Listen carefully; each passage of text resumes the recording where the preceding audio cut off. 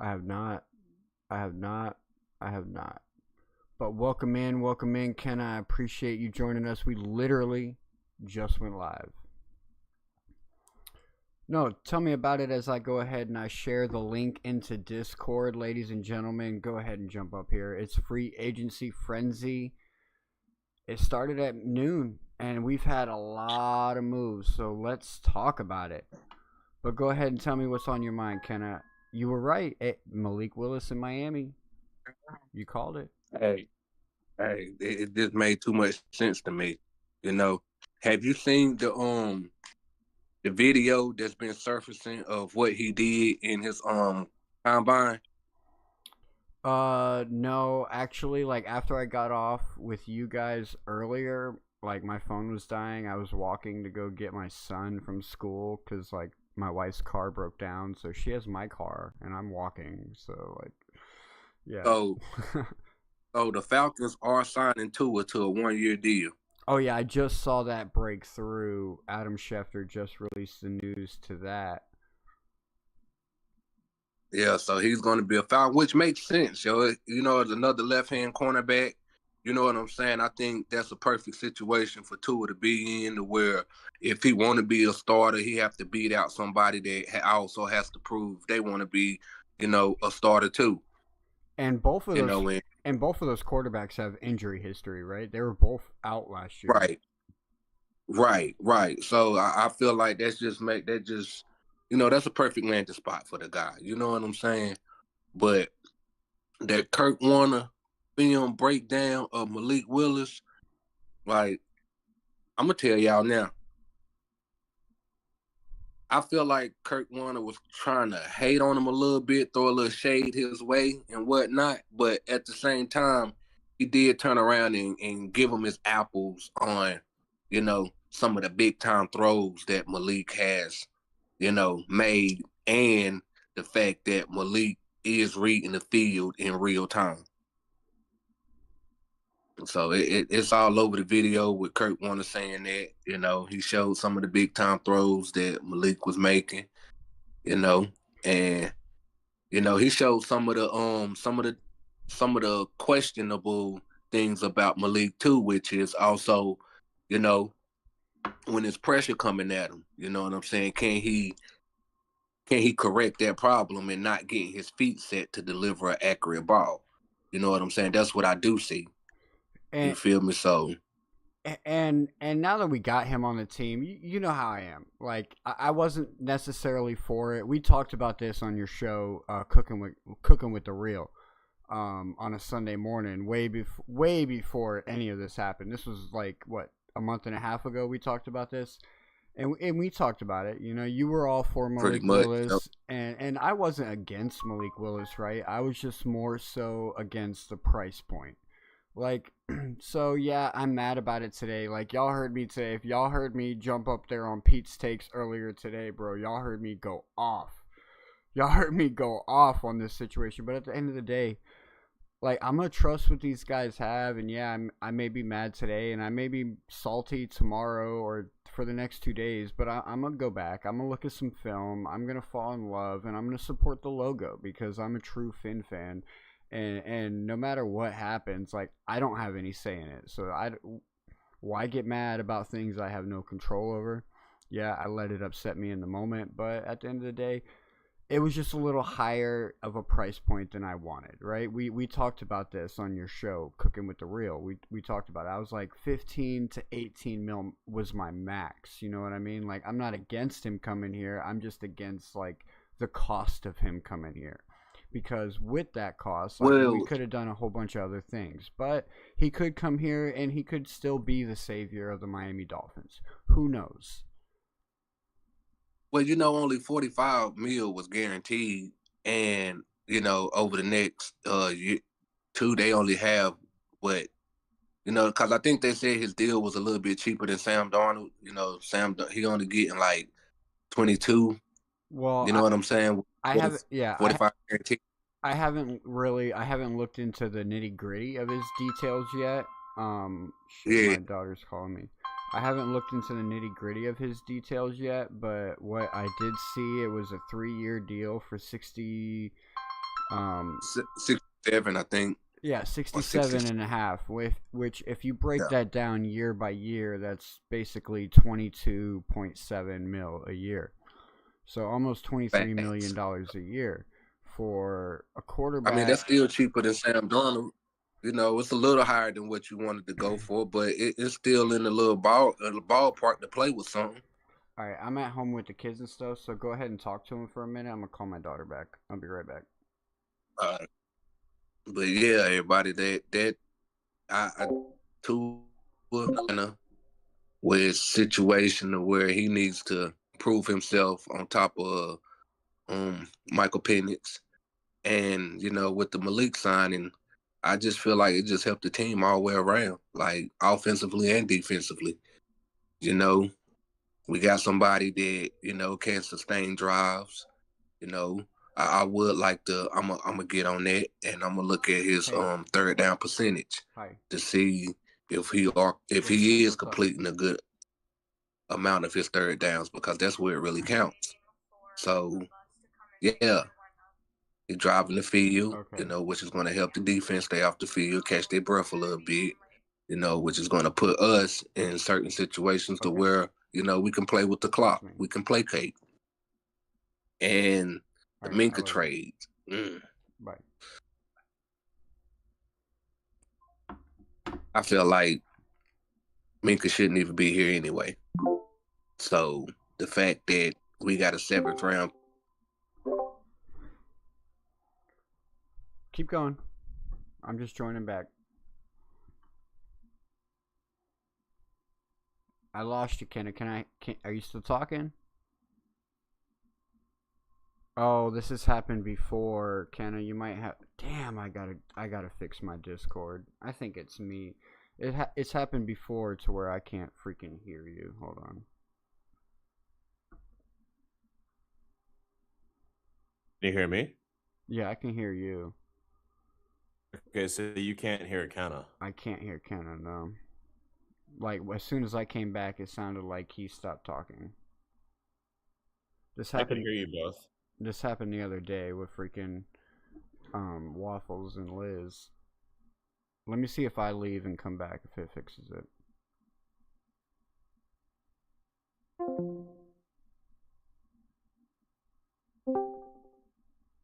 Can you hear me now? Yeah, I can hear you now. All right, we good. We good.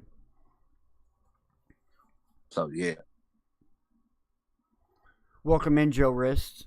Welcome up to the panel, everybody. Joe Wrist. We got Kenna. So we saw Tua go to Atlanta Falcons. That's two left-handed quarterbacks battling it out with each other. I love it. As long as he's not on the Dolphins anymore. The party continues just for you, Joe Wrist. Hey, this is a celebration, right? Regardless of how people feel about Malik Willis, like this is the day we've been waiting for. Yeah, I mean, don't get me wrong, ladies and gentlemen. Like, I don't hate Tua. I didn't like the regression that happened with him. Like when he came into the Miami Dolphins, there definitely was a ceiling for Tua Tagovailoa. Now we're not going to sit here. I'm not going to sit here and say that I hated the guy altogether, but the regression was real, and it was just time for both parties to move on. And if you're a true Dolphin fan, you'll understand that it's all about the logo. I was pissed off today about the Malik Willis move because like it just didn't match what was being told to us by Sully and Halfley. And again, that's my opinion based on what I've heard and the pressers that they've had. Again, that's my opinion. That doesn't necessarily reflect the opinions of anyone else that may come up on this panel or anyone else that's out there in the Dolphin fandom. And yes, I was upset about the move, but at the end of the day, I'm gonna get over it. I'm gonna go look at some film. I'll end up falling in love with the idea, and I'll be a backer because at the end of the day, I do want to see these Dolphins win. We all want to see these Dolphins win, whether it's today, next year, the year after. It doesn't matter. If you're a true Dolphin fan, you'll come around. How do you guys feel about that, though? I mean, I still think I don't think it really rocked the boat that much. Even though it's a 3-year deal, this is really a 1-year tryout, in my opinion. Right? Like if he doesn't pan out this year, they're getting a guy first round of 2027, and if he does do well, then that's awesome for us because then we don't have to take a QB anymore, right? And we've got a guy that we can at least try to figure it out for 2 more years while we have him on contract. And see, this is what's so great about an open panel, right? The way that you just said it right there, it kind of like is already starting to make me buy in, right? Because if you think about it, and Kenna was trying to get me to understand this earlier, and I'm sorry that I was still so reluctant against it because I was driving and I was trying to make it back to the shop by a certain time so I can make it to pick up my son. But like the fact that like if he doesn't do good, then that means that we're still in a position to where we could draft a good quarterback early, right? But if he does do good, then we may not need to draft that quarterback and we can just continue to move forward for the future. Right. It takes a matter One of side, it's like perspective. we'll fall to one side of the fence or the other. I don't see us getting stuck in purgatory with this. Right, yeah. So we may be going into this season like walking on top of the fence waiting to fall on either side, but at least we know at some point we're gonna make it down off the top of the fence. I feel you there. See, that's what's great about these open panels like this, man. I fucking love it. But there's been a lot of moves today. I want to ask y'all, what is y'all's most surprising move that happened today?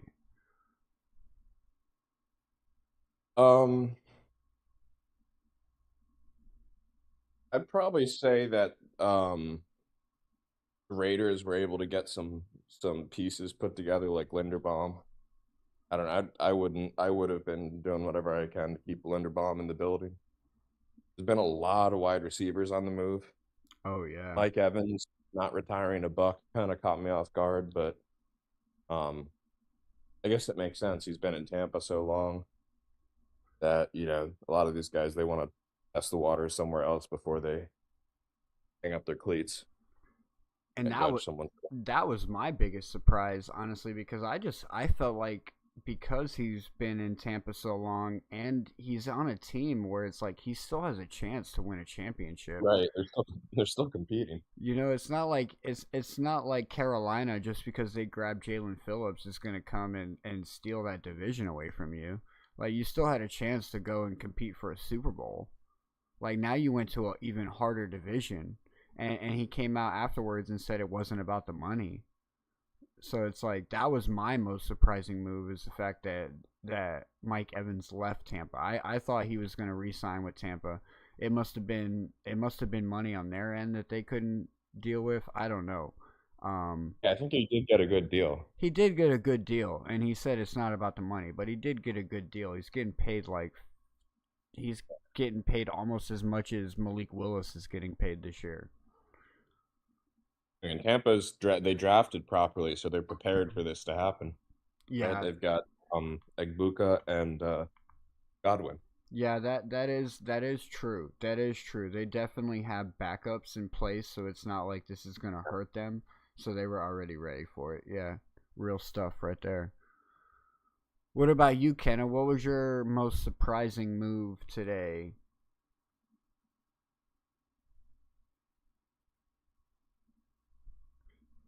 He might be still busy at work. Kenneth Walker to the Chiefs is another big one. You didn't hear him?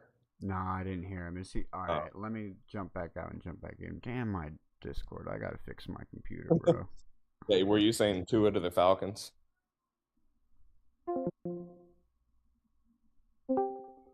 Jalen Phillips to Carolina. Yeah. That fucking surprised me right there. I did not expect that.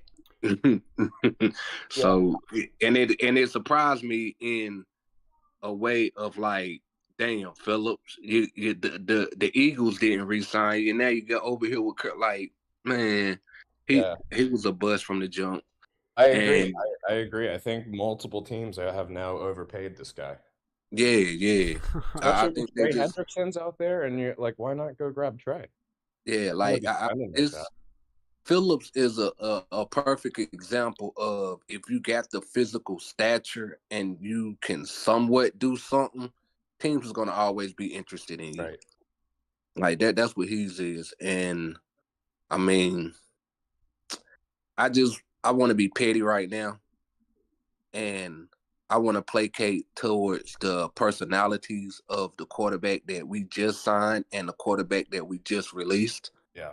And I do want to point out that Malik Willis, during his combine, offered the swag that he was given from the combine to a homeless person in Indianapolis.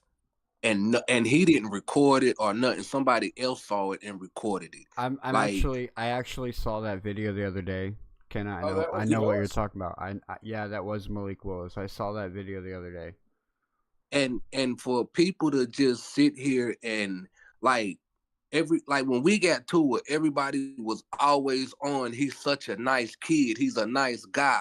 But when we actually bring a nice guy in the building, don't nobody want to say anything about that.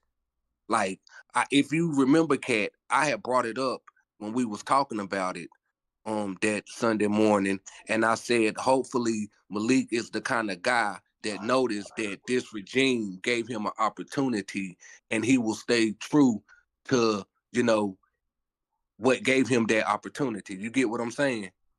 Yeah, 100%. Oh, yeah. So, like, this is the kind of guy we got at quarterback right now, y'all. Yeah. Like, do y'all not realize how important that is for a team? Yeah, he's a glue guy. I mean, you want your QB to be not only a star but also a glue guy at the same time. So I mean, this is why I feel like this signing is good on so many levels, because not only does it raise the standard of a personality of a man, it also, brings in competition from the standpoint of talent. You know what I'm saying? If we go down and break his film down and actually look at some of his throws, we can see that he's dissecting the defense in real time, and he can make some stick it in their throws on top of some touch passes. So, I just feel like Sullivan and Hafley, to me, they are sticking to their game plan. They want guys in here that, take accountability and they are upstanding guys. That's the best way for any kind of regime rookies coming in to learn, is behind guys that, that the NFL was down and out on Malik, y'all. Like y'all got to understand this. They was down and out on this kid, and for this kid to still hold his composure and come out there and perform and make some big time throws, this is exactly what we need, a mentally strong guy. Tua was never mentally strong. That is the biggest difference right now. Yeah, no, and that's what I got. A huge jump in that area. Yeah, unfortunately for Tua, he ended up getting his cojones taken away in year one with the whole Brian Flores thing, and I'm not trying to bash Brian Flores in any way. He has a different coaching style than everybody else. Hold on, let me finish. So if you're Tua, you got sat, you got played, you got started, you got sat, you got started all in one season. Like that definitely isn't good for your confidence level. But at the same time, like that's probably part of the weakness for Tua, right? It's like you couldn't battle through that. You couldn't get through that adversity of being sat and started, and you let it tear your confidence down, which eventually ended up affecting your gameplay down the road. So the Tua rookie year, which you just explained, that's what Tua was going through in college. So we can kind of say that Tua college years just bled over to the NFL. And what you also explaining is you just got a head coach that's down on you. Like the whole NFL was out on Malik. Like that's like saying the whole world has turned they back on you, and you're coming out on the other side. And to be fair, that's what Anthony Richardson is right now. And to be exactly. And to be fair though, like Nick Saban, I would feel like Nick Saban was a much tougher coach than Brian Flores could ever be. So it's like he should have already been like ready for that, in my opinion. But see, true indeed, which you're not wrong. But at the same time, it shows you how Nick Saban played favorites. because as tough as a guy everybody's saying he coached, why is Tua the way he is? It shows that there was favorites right there. Possibly. I also think being like a tough coach on the bunny slope of college compared to the NFL is like a vastly different stage. Yeah, because it's like Tua's days in college wasn't. You didn't have NIL money yet. That wasn't a thing. So Yeah, and plus like there was not nearly as complex of schemes that he's going up against defensively and offensively what they're running. True. Not to mention their talent that they have on that Alabama team year in and year out is superior to most of the teams that they play. And that is a major factor which I think people overlook, because like you like a lot of these players go to the best college just so they can be seen. You know what I'm saying? And I'm from the mindset of, I'm kind of like Jordan. You know what I mean? Like, hey, I'm gonna go over here and I'm gonna try to stop you from winning. That'll prove that I'm much better than you, because, going to a team that don't have nothing and you to start playing, making everything happen, that plays over to the NFL. Them things that you can't take away from that person. Oh, and you look at Malik Willis coming from Liberty, he's got right. So he transferred from Auburn to Liberty. So I mean that right there within itself is kind of questionable to me, to be honest. But at the same time, you know what I'm saying? It played out well for him in the end right now that it's turning out. Definitely unorthodox. Yes. Usually the other way around, like Cam Ward did. Right. What's up? Welcome in, Liz. How are you doing today? Liz. Doing all right. How do you? Liz, it's a holiday. It is. What up, Liz? I know you happy. It's National Tua Cut from Miami Day, March 9th, right. Ladies and gentlemen. Mark it down on your calendars. How does that make you feel, Liz? I know you got the champagne popping over there. Is that right? No, not champagne.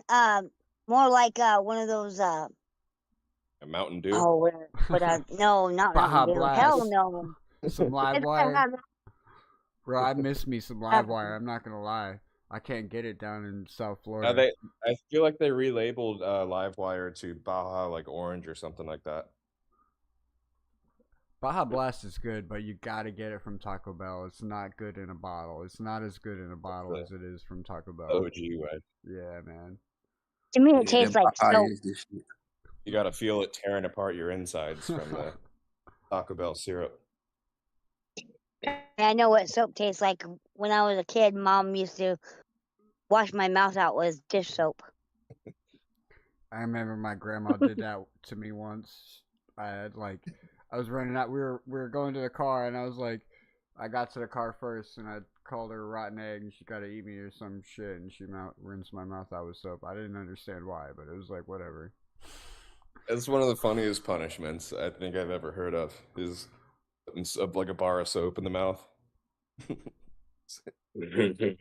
Like, obviously that's not like it has nothing to do with using bad language, but it's funny at all. Gonna wash your mouth out. Okay. Yeah, it sounds funny, but it's not funny to experience. I mean, I had bars of soap too. Mom would come up with all kinds of different unusual punishments. I'll tell you one thing you don't ever want to do. You don't ever want to drink an 8-ounce cup of Lysol. I'll tell you that. Oh, God. You don't ever want to do that. That'll definitely clear your system out for sure. Poison control can do that. I was. Or tell your grandmother she can't spank you when you're 22. How do you even get Lysol in the liquid? Oh, I guess they do sell it in liquid form, like the orange stuff. No, actually, no. We got the Lysol bottle. We kind of like popped off the top and just like pushed it into. I was locked up once. Come on now. You know, when you spend time behind a concrete wall, you tend to do some things you probably shouldn't be doing. But I'll never do it again, I'll tell you that much. Speaking of Lysol, we have cleaned this QB room with bleach, though. We've cleaned it out with straight Lysol, killing 99.9% of the germs, right? Assuming Quinn's not a germ yet. Oh man, and I love this for Quinn, yo. Like I absolutely do, yo. Like it's for him to perform the way he did in those 3 games. You know, I love the fact that he's going to be able to, you know, if he can, I believe in him. Quiet, show this coaching staff that they was wrong for doing what they did. So now you gotta start me. You know what I mean? Like, but then at this is he's got a tough battle ahead, though, right? Because the chances are is that Malik's gonna start, right? And if Malik has a bad season, I think the chances are is that we go to the draft. Yeah. Right. Well, see, this is. I'm gonna let you go. I'm gonna let you go. I'm gonna let you go, and then I'll put my thoughts in it.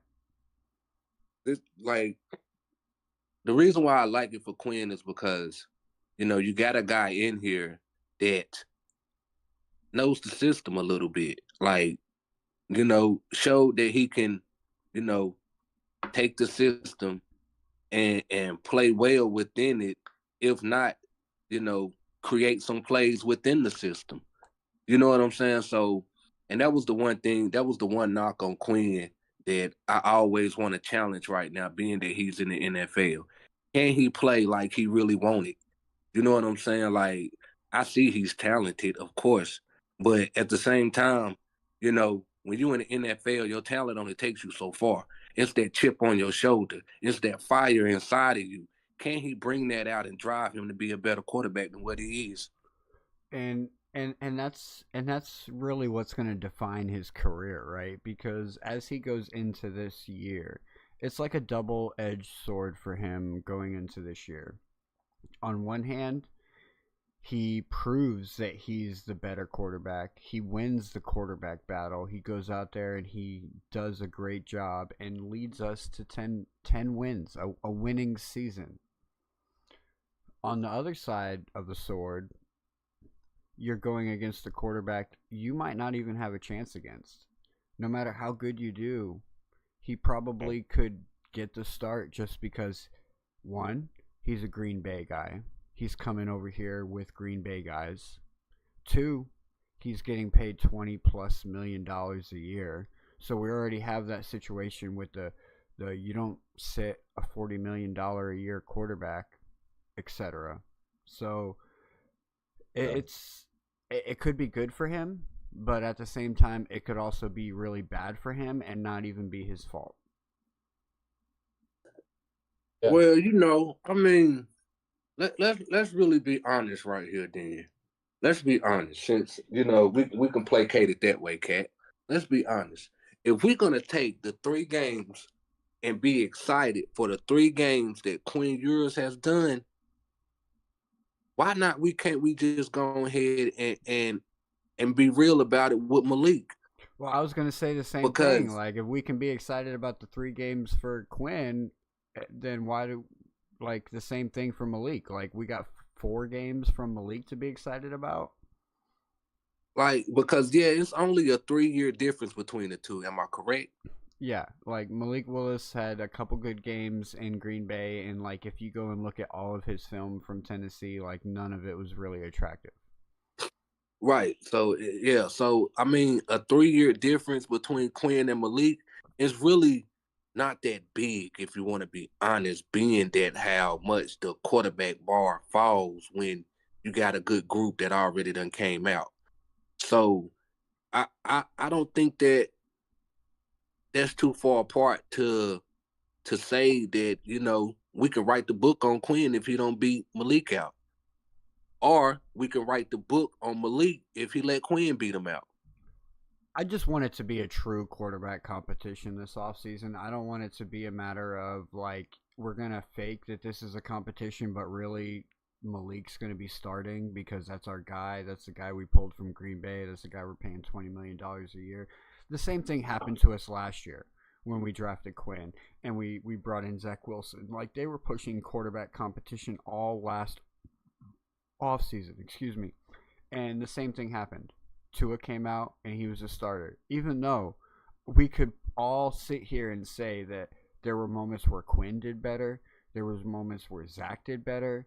You know what I mean? So it's like, Yeah, Well, when see, there's money involved, it sounds great in theory to say let the best talent win, but there's money involved. There's risk of certain people ended up looking like a clown. well, the beauty about this situation is we gonna see it on the field. Hmm. We gonna see it, and the same way we saw it with Tua, like you just brought up, Cat. The same way. It's just that is this coaching staff accountable enough to be accountable? and that's When where. Tua gets cut, oh sorry. No, go ahead, When Liz. Tua gets cut, I'm gonna get one of those big buzz balls. Well, go They're- get it. Go get it because he's on the Falcons now. Go get it. He already signed a Really? 1-year deal with the Falcons. Yeah, Really? it'll be official June 1st, but we announced releasing him today, and the Falcons announced they're signing him to a 1-year deal. Yeah. Go get it. Go celebrate. That's why I said you should be Liz, popping that day champagne we've all right been now, talking Liz. about for years. We've all been talking about this day for years. When will it come? Some of us sooner than others. Some of us never wanted the guy. I bailed on never him wanted it. halfway through year 4. I never wanted the guy. I ain't even gonna hold you. I mean, I played into it after the Arizona game. I said maybe he can do something for us, but Yeah. after that Arizona game and he went right back to who he was, yeah, I was done. Yeah, I think most of us really just kind of like went from low or mom on him to raised eyebrows, kind of like, oh, could this work? And then quickly remember, oh yeah, he gets injured. Oh yeah, So he got his bag and then absolutely changed what kind of a QB he was. It's like we watched his career in 6 years. Gardner real. entire Minshew career. heads to the Arizona Cardinals for a 1-year deal. That's a dog right there, Gardner. He kind of sucks. Yeah, I like the way he played. Yeah, he played hard. Mm-hmm. He broke his hand with a hammer to get an extra year of eligibility in college. Oh shit! Wait, what? Yeah, he smashed his non-throwing hand with a hammer so he could get injury eligibility for an additional year. He was at a few schools. He spent a little bit of time. I don't even think a full season with East Carolina, where I went. My roommate was the equipment manager. What year you go to East Carolina, bro? 09 to 13, right after Chris Johnson left. Okay, because I had a buddy that go to East Carolina. His name was Scotty Robinson. I don't know if he played football, but I graduated in 06, so this was around. Yeah, he was probably there for with Skip Holtz as the coach and winning the conference championships with the yeah. USA. Because I graduated in I graduated in 04. He graduated in 06. We had one of those QBs that was in his 8th year, Patrick Pinkney. Yeah. And then I had, matter of fact, I had 2. His name was Malcolm Butler, but he was way before. I know of the Malcolm Butler that was on the was it the Patriots? Nah, not him. Shit, man, yeah. Nah, it wasn't him. This was the white boy. No offense. Yeah, we had okay football. We got for my freshman year, we won the conference, rushed the field. It was awesome. And then Skip Holtz went down to South Florida. So we got Ruffin McNeil from Texas Tech, and he brought over the air raid offense. And we watched our team, our QB set the record for consecutive completions in a game or something like that. It was 60. That's what's up. And if I'm not mistaken, I think my cousin, he went to matter of fact, he did go to East Carolina and play ball. Yeah, his name was Quincy Hall. He was a little crazy motherfucker. He got I think he got expelled for the rest of the year for beating people up and shit. Yeah, it's the city there in Greenville is a lot of fun, but you can also get into a lot of trouble. Yeah. Trouble was his middle name. He was a baller though, 7'1". He was a Jeez. baller. He just couldn't keep his cool. He hot temper. Yeah, that basketball team was trash though. Yeah. He was on that motherfucker balling though, but like I said, he couldn't keep his temper. So, he barely made an effect on the team. Yeah, I'm excited for the draft this year. We got a lot of holes to fill, right? But Man, I we've feel got like we going all defense. So yeah. we grabbed one more pick with the Minka trade today. So now we have what, total of 9? Yeah, but I mean, those 7th round picks, I don't like. That's garbage, and that's why I was upset with that. That was another move they made that I was like, what the hell, man? Like, really, 7th round? Like, where do we even get that? He didn't want to be here from the jump. No, I don't believe that either, man. Like, Why not? My old barber grew up with Minka Fitzpatrick, and he told me, so like, he was my barber at the time when Minka Fitzpatrick left, and he told me that the only reason Minka left was because how Brian Flores was treating players. That was from Minka Fitzpatrick himself. So I thought it was like a play style or something. Like he wasn't getting used. I was about to he wasn't being. He was used improperly. Flo was wanting to use him too much, but then he went to the Steelers and wanted to be used that much. Yeah, PR answers and friend answers are always different. You know what I mean? Facts. So you're saying it was mainly on Flo? From what Minka said, he left because of Flo. Like he left because of Flo, and when he came back, I was excited. I was actually almost about ready to hit my barber back up, but now he's not here, so it doesn't matter. I mean, Minka is from Jersey, so like there was probably a little bit of a draw for him to go back up there. But I mean, we couldn't take a starting decent safety and try to get like a 5th. I know they took on a lot of his contract, but and that was probably the thing. They were probably all they cared about probably was the money aspect of that trade, so that they could afford to go and get a guy like Malik Willis and still be able to get other pieces that we may need. Because there's a couple other veterans that have hit the free agency market that we can go out and get to fill some of those holes. We could fill that guard spot with a guard that they actually like. I know we tossed the one we had, but they could still go out there and get someone. And like I said, ladies and gentlemen, I said this on Pete's Take earlier. Like I said, like with the way that everything is falling into place or falling out of place, however you want to put it, I won't be surprised if Waddle and Sealer get moved this offseason. Only thing that would shock me about Waller now, or you mean Waddle? Waddle, yes. Waddle now would be that there's so many receivers that have been on the move today. Like every other receiver has been mentioned or like actually moved except for Waddle. Yeah, it wouldn't be I mean, we go. Because I think Waddle feel like is a little complicated because of the way his contract is put together. But I think it's still possible. But I think it has to be a situation where everybody is on the same page, including Waddle and his agent. Yeah, I just like. I really want to kind of make this as tough as I can for Malik to see if he really want to come out on the other side of this. So I'm with trading Waddle and A-Chain. Well, that's the best way to know if you have a dude or not is give him no talent. Right. And let's see what he could do.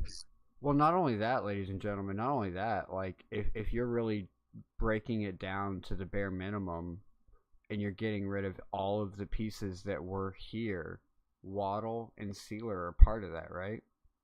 A-Chain possibly could be a part of that. Yeah, I mean, to be honest, I've never been really high on Waddle just because I don't like his habit of jumping to catch everything when he doesn't need to. I think it hurts his yak. And then when he does jump, he does, or when he does need to jump, he doesn't. Himself. Right? Yeah, right. It's like, bro, that one interception, like that one interception in the Steelers game where Jalen Waddle was kind of like just sitting there running his route and kind of waiting for the ball to fall into his lap, and the guy just like picked it out in front of him.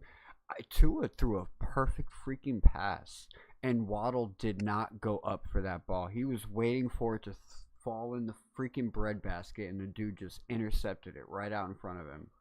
Didn't fight for that ball at all. I mean, sometimes when you got a quarterback that don't fight for every inch, you just bleeds over into the team sometimes. You know what I mean? And that's one of the things that I feel like is hurting Waddle. Is because if you've heard Hafley and Sully say, like, they're looking for guys that play for the team. And if you're a team player, like, whether your quarterback is doing his job or not, you're out there doing your job, just like Jordan Brooks. That's why he said Jordan Brooks is one of the building pieces of this team. Jordan Brooks in week 17 and 18 last year was, like, diving to try and get interceptions in games that didn't even matter. And garbage time football, literally putting his body on the line for the team. But yet, Waddle won't go up to fight for a pass. Yeah, Waddle strike me as the type of guy where, you know, he's your alpha Robin. You know what I'm saying? He's an alpha male, but he's your Robin. He ain't, you know. Did you say Robin? Yeah. Yeah. I was just gonna make a Batman and Robin reference, right? Like you still, if you're Robin, you still kind of need the Batman. And right. And with Sealer, I think he's just too old, man. I unfortunately, Zach I think Sealer. I mean, he should have been gone, yo. Like I don't even like talking about him. He should have been gone. Last year it was good, right? Last year we were for it. We were like, hey, we need to sign Zach Sealer. That's one of the pieces that we need to keep on this team because, like, it was right at the time. We saw everything else go. It was right. What's his name? Yeah. Yeah. It was right at the time. But now, if they want to continue doing what they planned on doing and making this team younger and making this team developmental and clearing up cap space, that's $24 million. And he's still valuable. We could get some pretty decent draft picks for Zach Sealer if we were to come off of him right now and easily draft a guy to replace him. Because they already have Kenneth Walker. Hold on. I don't know if you've been around yet and realized, like, I have spoken with Kenneth Walker face to face, and he said that they have asked him to lose 10 pounds so that he can become more mobile. Is that so that he can replace Zach Sealer? Possibly. You mean Kenneth Grant, not Kenneth Walker? Yes. You're right. Yeah. Sorry, Kenneth Grant. I was gonna say, I don't think Kenneth Walker is overweight. Right. Right. But yeah, bro, I just feel like, you know, Zach Sealer, he should have been out of. To be honest, Zach Sealer should have been out of here. Christian Wilkins days. We should have got rid of Zach Sealer before Wilkins. Right. It's almost like we were trying to save face about losing all that D line by keeping Sealer around. Yeah, like he should have been the first one gone. You know, and that's just one more year. Dotage, we got him back. Did we just sign him? How do you know we got him back? Well, he's still under contract, isn't he? Or is he up for? No, we just signed him. For free. No, we signed. I'm pretty sure we just picked him up. We picked him up, put him on our practice squad, and then elevated him from the practice squad. There was no real deal signed right now. Tight ends, yeah, we're like completely tight endless. Yeah, I would like to bring Doches back, man. If we could bring him back, yo, like him and Malik, they gonna go off. Our end right now is completely open. We twerking with just fat slabs in the back. See, that's what I'm thinking they gonna do in the draft, yo. Like, I'm thinking they going defense, yo. They gonna see if one of those defensive ends gonna drop to us. Yeah. That's what I'm thinking. If don't one of them defensive ends drop to us, they probably gonna go corner. Travis, or if Downs had failed to us, they might go Downs. Travis I mean, Kelce signs a 1-year deal for $12 million with the Kansas City Chiefs. Said that he is coming back this year, but he ain't going nowhere but Kansas City. that's I think that's good for the tight end draft class for in our case, right? Because we're in the event that maybe Sadiq was going 9th, which I think is high for a tight end, but they probably won't invest that now.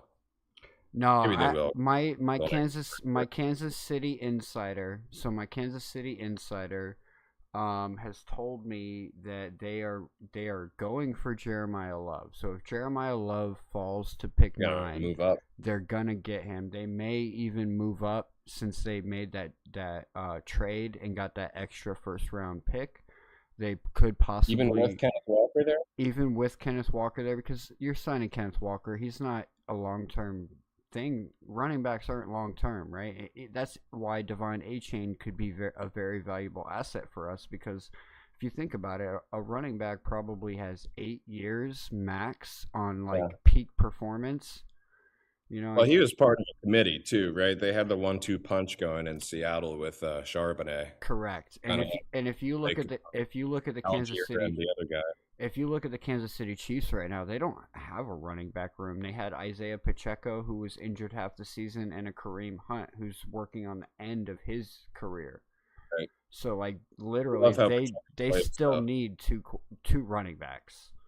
So I love to have Pacheco here if we do move on from Achan. I love how the grit that guy has. Well, don't forget that we still do have Alexander Madison.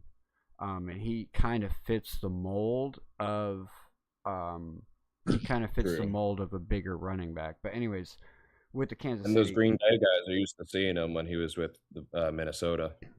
Correct. They know a little bit about him. Yeah. So man, I just hope. What did he do? Break his neck or something? Yeah. He got I ain't gonna say break his neck, but you know. Yeah, it was a very rough injury for sure. Landed right on his head. That was. He got carded, right? He got. Yeah, he got carded off of stretcher, OTAs. Right? Yeah. They came in and picked him up. Or training camp, not OTAs. Yeah. Yeah, but man, I'm you know, they are intriguing me more and more. You know, to me they sticking to their game plan overall. You know, bringing in players that are accountable, do want to play fast and play smart. You know, you look at Malik, the way he plays, it's been smart. You know, shows me he has the capability of learning. And then keeping Waddle, ooh, I hope we keep Waddle. But, you know, like I said, we could just make it tough for him and trade Waddle and A-Chain. Well, like I was saying earlier, man, this 2023 Texans offense, if you guys go and look at just go look at the Houston Texans 2023 stats, like total year stats, you'll see that they went to the AFC Championship with not a whole lot of big names on offense. Like, they had a great defense. Like, the what got them there was a great defense with an okay offense. Now, granted, like, CJ Stroud still threw for over 4,000 yards. He ran for like another 400 yards. He won Rookie of the Year. But if you break it down and like look at the totals of everything, like I was telling you guys earlier on Pete's channel, 11 different people ran the ball. 14 different people received the ball. Like, it was just a constant spreading of the ball, keeping the defense on the toes. And this goes back to what I talked about a few weeks ago on my channel, and why I was saying like Bobby Slowick is really a secretly good offensive coordinator, because he's coached the defensive side of the ball. A lot of people don't know that. He spent 4 years on the defensive side of the ball, coaching the defensive side of the ball. So it's like he kind of understands more than your typical offensive coordinator. He understands how defenses are lining up, how they may use spies, disguises, etc., changing through the game, so he can kind of like formulate plans and be ready for those changes. You ain't doing nothing but sweetening the pot with Malik Williams right now, boy. Because I like Malik Willis better than CJ. Bro, I'm trying to add sprinkles and sugar and chocolate syrup, man. Like, I'm trying to, bro. Dolphin fans, we're in for a wild ride in 2026. Whether it ends in a 5 and 12 season or a 12 and 5 season, ladies and gentlemen, it's going to be fun. It's still going to be fun. Either way. Yeah. I mean, my expectations aren't high, so this is mostly about gauging Malik and some of the young talent we bring in this draft. Hey, I think Slowick gonna rise his level of play because, like I said, man, if you go look at that Kurt Warner film breakdown of him too, you know what I'm saying? Like, you're gonna see the talent, bro. Like, you're gonna see it. Like with a couple, you know, nicks and turns and twists to where, you know, you could tell Malik, like I said, I want to see him work on his ability to get set and get rid of the ball fast when pressure is there. I want to see him deliver not so much as pinpoint accurate ball, but I want to see him when he miss small. You know what I'm saying? And I would like to see that from him. I'm going to start a poll in the chat, ladies and gentlemen. Who do you think is going to get the start? Oh shit, I'm not even typing. Who? Hey, I gotta run. I'll catch y'all later. Hey, I appreciate you stopping up here, man. Have a good day, man. Okay.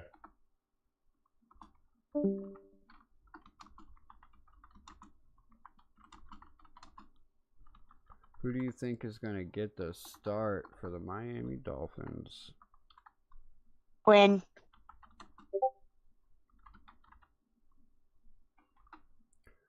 Quinn or Malik? And then we're also going to have to add in another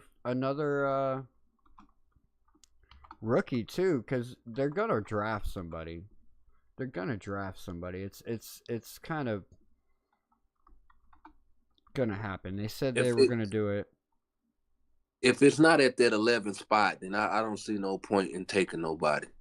Yeah, but what if you can get Malik Willis with one of your picks in round 4? Or not Malik Willis. What if you can get Taylon Green with one of your picks in week 4 or round 4? I mean, how big is that what if, as I should say? It kind of depends on how the rest of the QBs fall into some of these other teams. So you've seen Arizona picked up Gardner Minshew. So now, right now, technically they have Jacoby Brissett and Gardner Minshew over there, right? So what draft is they picking? What spot is they picking? Who, the Arizona Cardinals? They're picking at 4. Yeah. That's a quarterback gone. They're taking a quarterback. But hold on. But who are they going to take? So you're going to have Fernando Mendoza currently is projected to go number 1 to the Raiders, right? And then your next quarterback on the board would be Ty Simpson. You have the Jets picking at number 2. They are the most needy quarterback team currently in the league. So they could end up picking Ty Simpson at 2, thinking that the Arizona Cardinals at 4 might end up picking up Ty Simpson because Ty Simpson is projected to go second quarterback off the board. And if the Jets smart, they would trade out of that pick. Because I don't see no quarterback that they getting right now moving the needle for their team.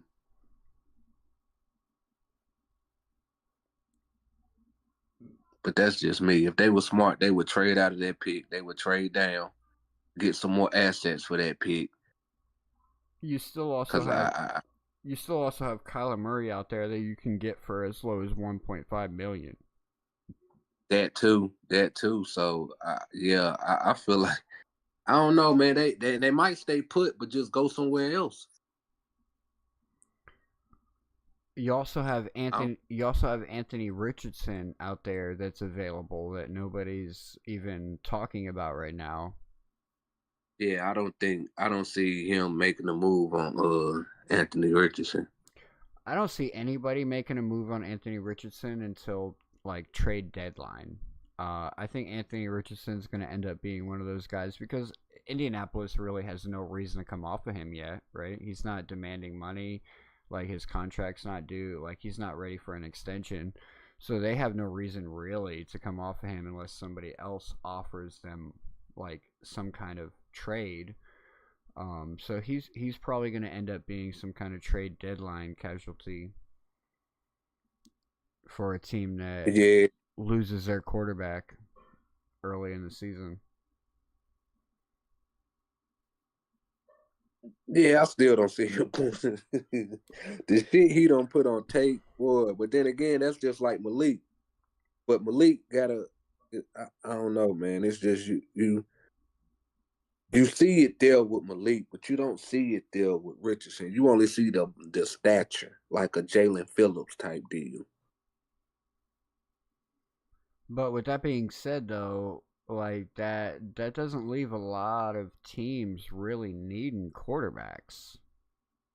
So you could easily see some of these quarterbacks fall to the late rounds, like third round, fourth round, fifth round, etc. Okay, I follow you. I follow you. Well, I mean, hey, if he you know if he was to drop or somebody was to be there for it, then you know, but it's still kind of iffy because like I said, I mean, if they come in where and they don't at least beat out Quinn because they're gonna have to be able to beat out Quinn to even be looked at, and I'm pretty sure everybody will label Quinn probably the best quarterback besides Mendoza coming out this draft, right? Say that one more time. I'm pretty sure everybody would label Quinn besides Mendoza one of the best quarterbacks that will come out of this draft. Like if Quinn was getting drafted this year. Yeah, Yeah, probably. Yeah, you're probably right on that. yeah. So I mean, that's what I'm saying. Like, if you don't see nobody better than Quinn, then really ain't no need in taking no quarterback in the later rounds. You might as well just rock it out with Quinn and Malik and let them battle it out. And if we in position to get a top quarterback next year because both of them failed, that's just where we'll be at with that. I think that's the best option and route to go with that. Christian Christian Leap, Mr. Polk says that Malik Willis gonna win out that QB battle. I mean, Hey, hit that link, I Mr. believe it. Polk. Hop on up here. I believe it too. I just don't. I'm just not gonna lose faith in Quinn. I'm gonna put it like that. Yeah, but yeah, I mean, I feel you. I feel you, but I was never really high on Quinn to begin with, so it's like me at this point. It's like I just want what's truly better for the team. You know what I mean? Like I want what's truly better for the team. So it's like we either need to have a winning season next year and be in playoff conversations, or we need to be bottom of the barrel and be in quarterback conversations for next year. No, I mean, like I said, man, with this staff and regime and the moves that they're making, they is showing you that they believe in their ability to evaluate talent and draft players. So, you know, even if we was to still be in the middle with a pack, I mean, you know, I ain't never known for Green Bay to be at the top of the draft in the last 5 to 10 years, have we? No, no, and like that's one of the things that we talked about heavily when it first happened, when all these moves first started happening, when we were talking on the shows, only cooking with the real. And your AFC Eastie Boys end zone to end zone. Like, we talked about this already. It's like we wanted this because if you go back and look at it, Sully has spent his whole career with Green Bay. His whole career with Green Bay doing nothing but moving up the chains of player evaluation. So he should be good at drafting and should be good at finding good players and evaluating those players and making sure that they're the right fit. And yes, you're correct. When was the last time Green Bay was bad and out of the conversation? When was the last time Green Bay had a bad quarterback? So this, because they drafted Jordan Love at what pick? I couldn't tell you. I know it was after, because we got 2 at 5. Chargers got Hilbert at 6, and they got Jordan Love at no later than 10 that year. I'm thinking so. I mean, like I said, man, I just feel like the way that they're moving, they believe in their ability to evaluate talent and draft guys. And if that's true, guys, we're okay. We got breaking news. Greg Dulcich back to Miami on a 1-year deal worth $3.25 million. 1-year deal. Oh, yeah. We drafting Eli Stowers. That tells me right now that we drafting Eli Stowers. Watch it, round 4. We're going to draft Eli Stowers. Hopefully he falls that far. Because we need other pieces before that. But we drafting Eli Stowers. He's going to be on this team. Greg Dulcich's going to be back for another year, landing on his head and doing a flip and going for the first down. Man. Yeah, I like Dulcich. I like his effort. I like his effort too. I'm glad that we re-signed him and not Waller. Waller, I feel like he was. Don't get me wrong, ladies and gentlemen. Yes, he had those couple good games, right? But if we break it down and look at it, Frank Smith literally lied to us, to our faces in training camp, and told us that Waller was game ready. He was just trying to get his mental in place. Then later, after the season's already over with, we come to find out that Waller in fact wasn't physically ready to play. And that was out of his own mouth. That was out of his own mouth. He came out and said that he wasn't physically ready to play, but yet Frank Smith vouched and told us the reason we weren't seeing him practice was because he was already ready to go. He just was trying to get his mind right. Bullshit. And then he comes out and he plays a couple games that he decides to play against the weakest defenses that we had to play against at that moment and shines. Of course you're going to look good against a bunch of high school kids. Get the fuck out of here, Waller. I'm done. And this is what what is so different about this so-called buddy system from the buddy system we did have. You know what I'm saying? They, just like the quarterback with Tua, they set the bar so low that, to be honest, Sully and Eric and Hafley they probably ain't got to put much effort into getting this shit together. Like, you know what I'm saying? That, like, Greer, it was abysmal with him, and I'm pretty sure everybody want to talk about some of the draft picks or some of the things that he have hit on, over the last, 2, maybe 3 years, we done had 22 picks, and how many of them is on the team right now? Yeah. 2, Austin Jackson and Jalen Waddle. And not only that, Ken, and not only that, bro, like, if we go back and if we really want to break it down and we really want to, like, let the shell loose and realize as Dolphin fans, ask yourself this question, how long has it been since we won a playoff game? Go ahead. I'll answer that for you. It's been 25 years, right? How long has Chris Greer been in the building?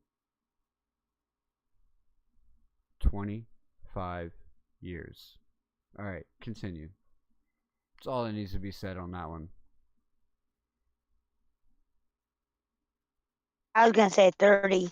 No, it was 25 years. He started at the bottom and worked his way up. He wrapped himself around Stephen Ross's finger and was able to manipulate that man until finally that man opened his eyes and realized, like, this guy's fucking me. I'm making so much money off of Hard Rock Stadium as the stadium, not necessarily the team. Like, and this is why I back Stephen Ross. Like, there's a lot of people that say that Stephen Ross needs to sell the team. I don't think so. I actually like Stephen Ross. He's done a lot of good things as far as the community goes and the stadium goes. Like, if you look at the Miami Dolphins and Hard Rock Stadium, we're the stadium that has the most to offer in the NFL. If you break it down and think about it, not only are we in Miami, one of the most diverse cities in America, we have Formula One racing that literally goes around Hard Rock Stadium. We have the Miami Open that is held every year in Hard Rock Stadium, constantly having big name concerts in Hard Rock Stadium. I'm talking like your big names, like your Taylor Swifts and your Bruno Marses and all those other big names that you want to go out there. Not to mention like the things that Stephen Ross has done around the community. Let's continue on. The DCC this year was the 16th year for the Dolphins Cancer Challenge. They have raised $100 million since year one for cancer research. Something that affects every one of us. Every single one of us probably knows someone that has been affected by cancer. Well, guess what? They've raised, the Miami Dolphins and Hard Rock Stadium have raised $100 million for cancer research. My Uncle Jerry had cancer. Exactly. We all have somebody in our lives that has probably been affected by cancer, whether it's a friend of a friend, Richard. a family member, etc. And that's just to start. Yeah, Richard. Now, granted, I don't want to give all of the credit on that part to Stephen Ross, because that was actually a Chris Perkins idea. Chris Perkins, God rest his soul, was actually the guy who started the DCC. But still, it was still approved by Stephen Ross. They do all kinds of stuff for the schools around the community in Miami.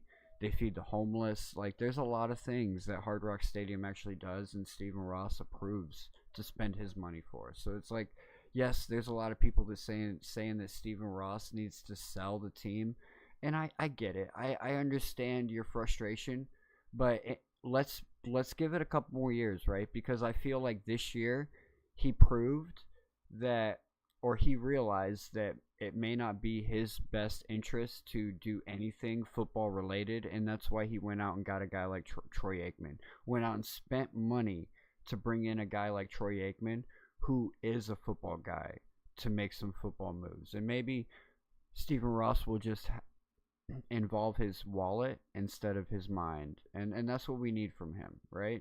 We don't need him to sell the team, because he's doing good things with the area. You know what I'm saying? We just need him to stay out of football business.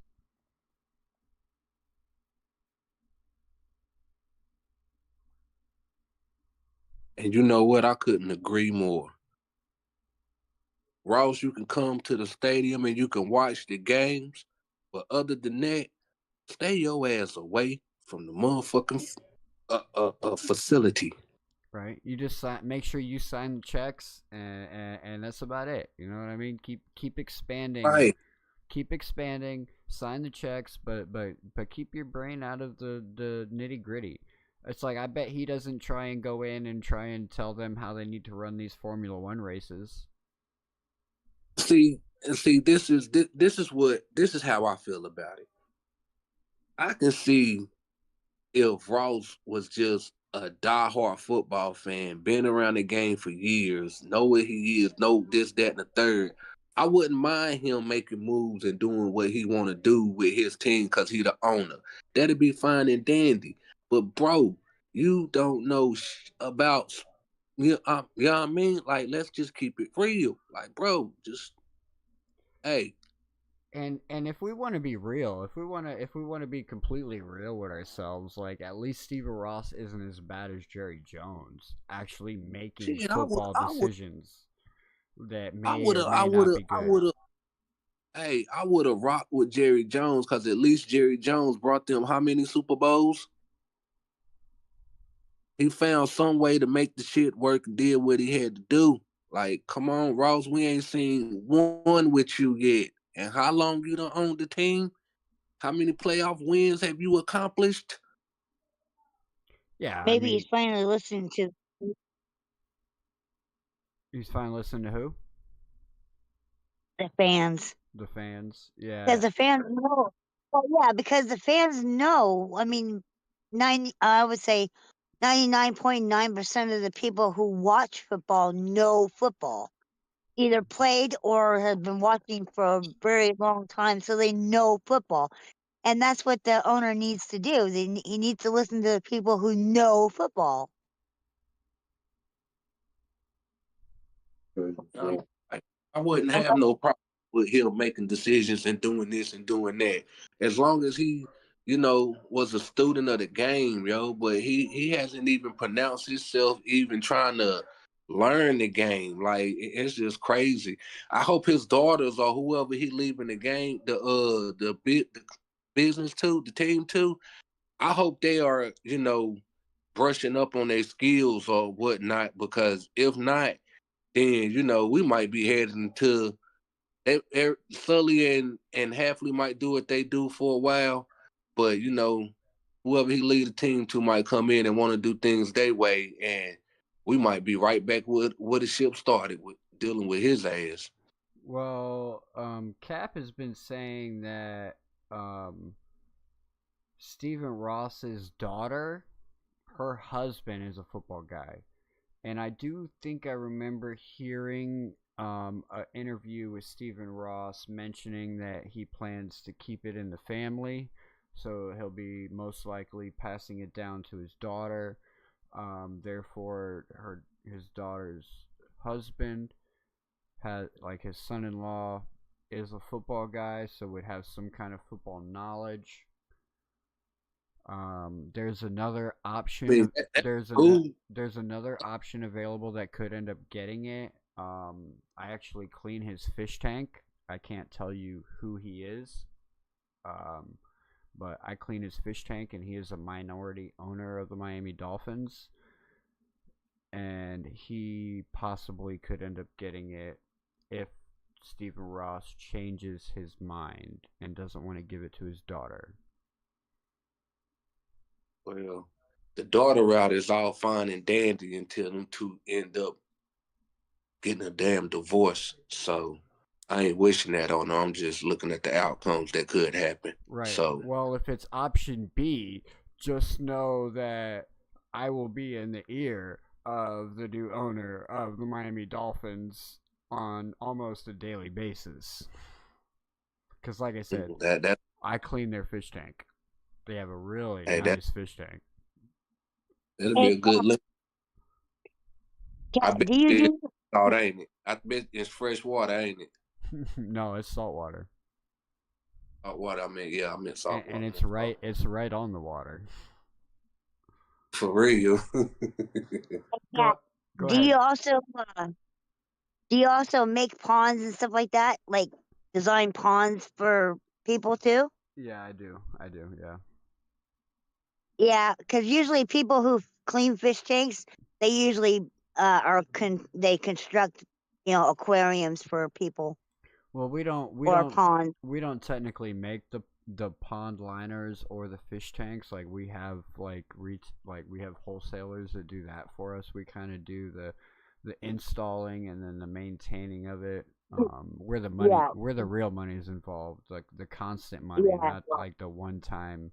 Cause like yeah, it's all great and everything making a fish tank, but you only get paid when you sell the fish tank. Like you make it and sell it. You don't get paid for anything beyond that. So it's like yeah. yeah, No, so you design a layout for it. yeah, so we do this. We do service and installations and sell products. So like we have a farm where we grow coral and fish and stuff. So If Well, y'all, that's if cool. anybody's in the South Florida area and needs a new aquarium or needs some aquarium service, definitely hit me up at Blue Earth Aquariums. You'll have the best looking fish tank in South Florida. I mean, well, comparative to the rest of my fish tanks, anyways. You know what I'm saying? Because they're all good looking. I think I've heard of that. We're not that big.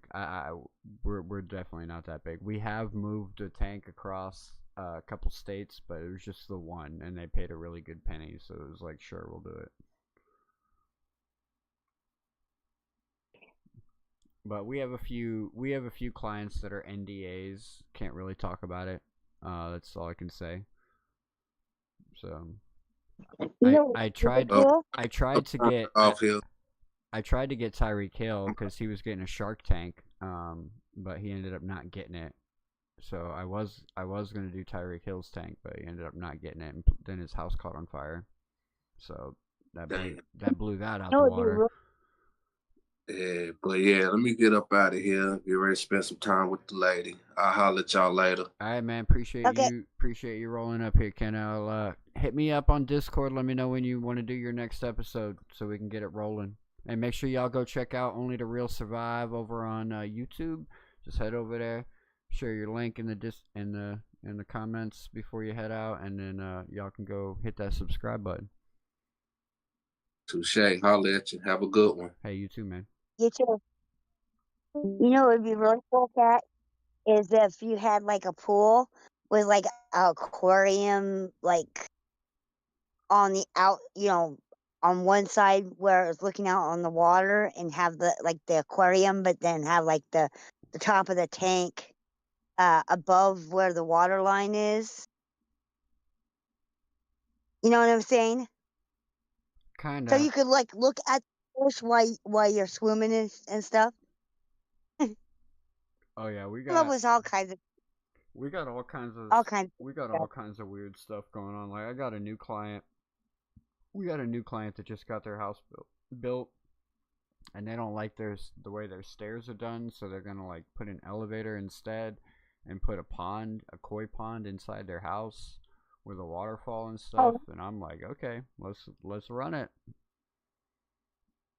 Yeah, that would be cool. I've seen on Instagram, I've seen so many different designs, like staircases that are like epoxy and like fire epoxy. I mean, like it looks like fire when you're going down the stair. It's like lava rolling down the stairs.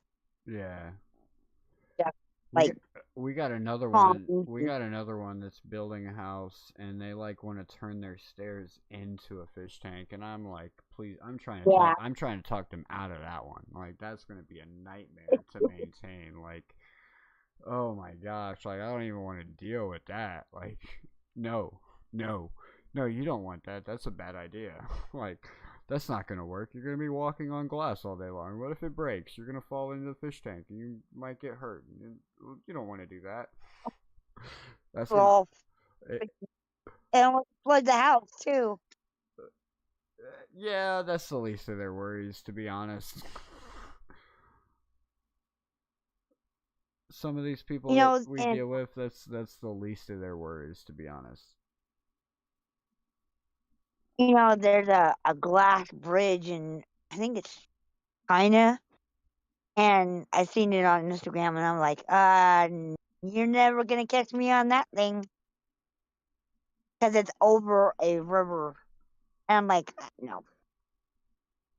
I may be brave, but I'm not that brave.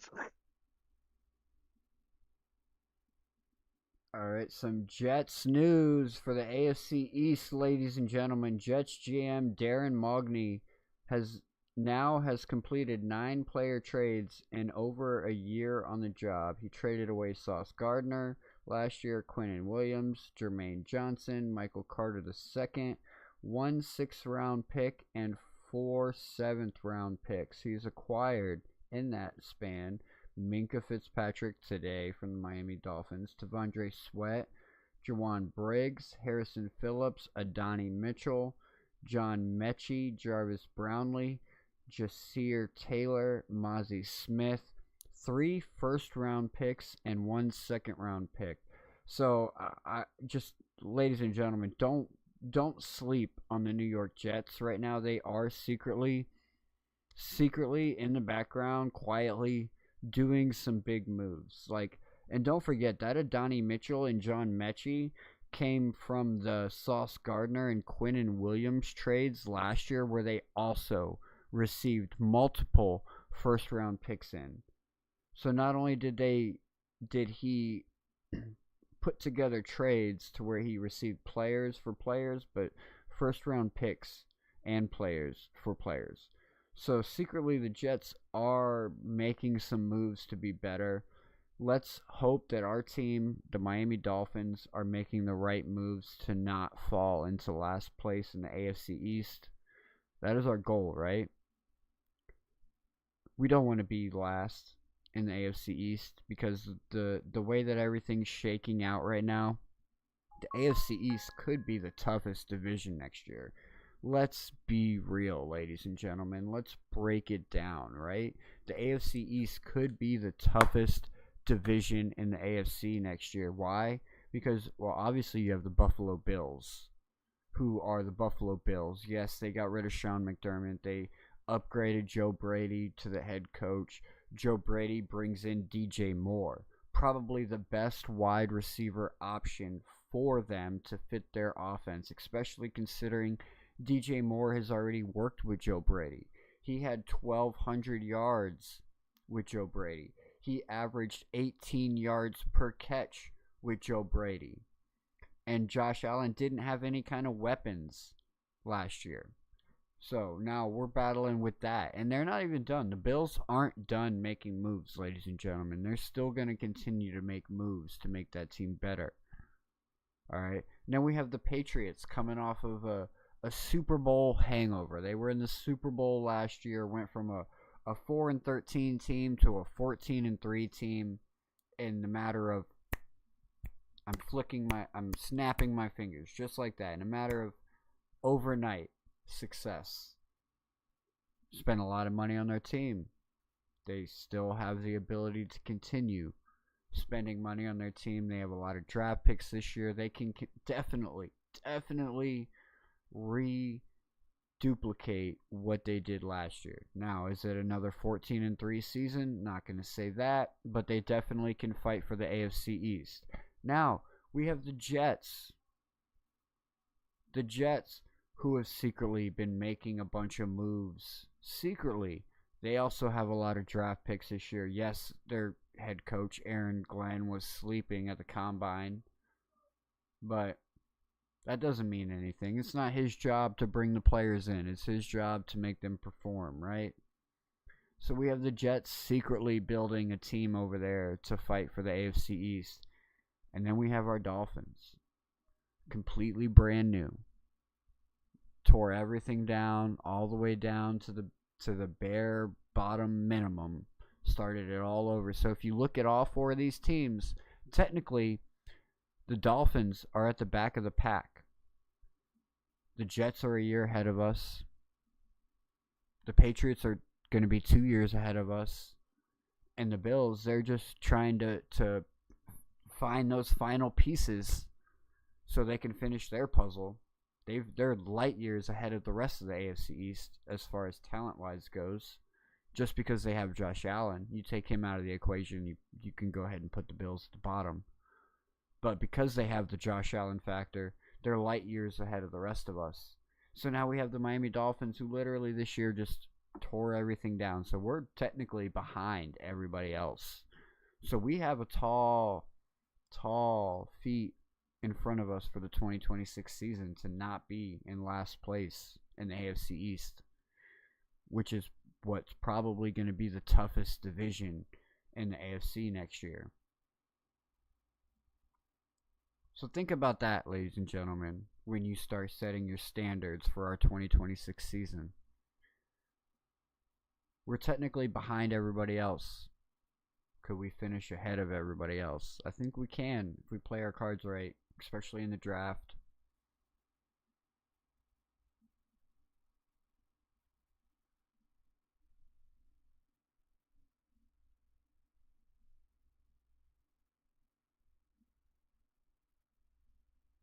Na na na na. Hey, hey, hey. Goodbye.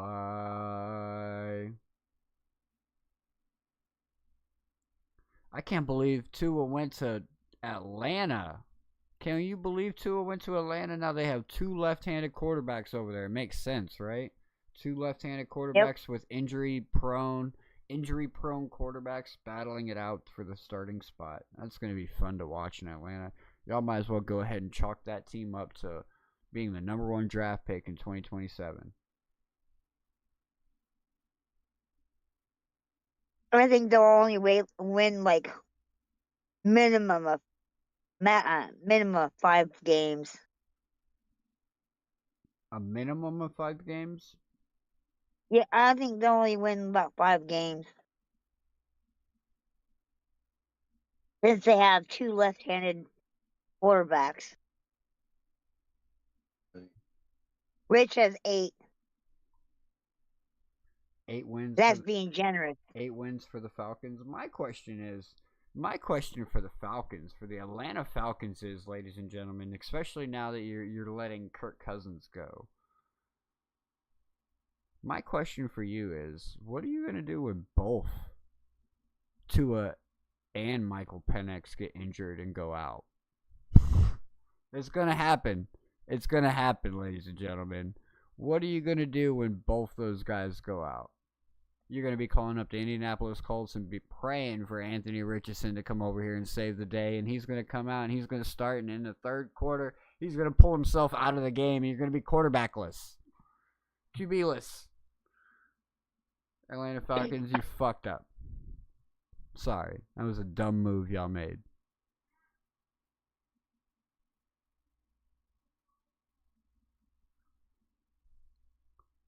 I wholeheartedly agree on that one.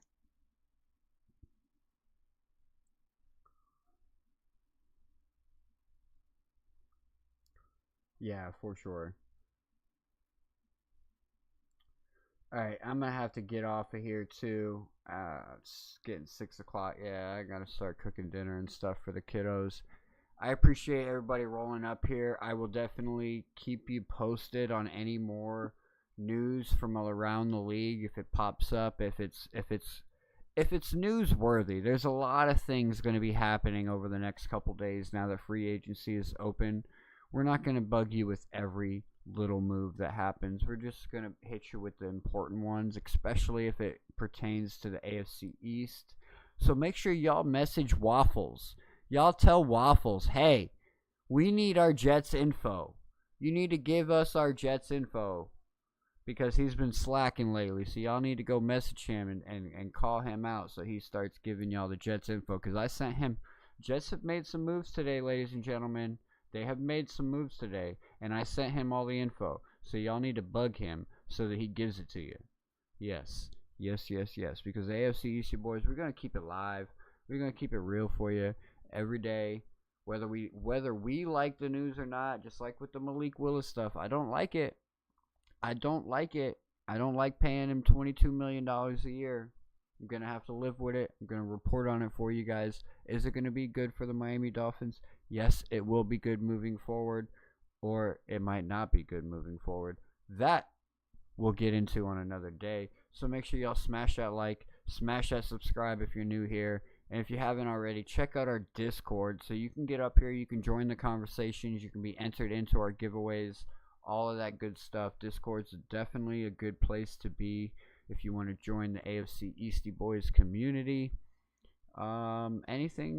Anything you'd like to say to the lovely people?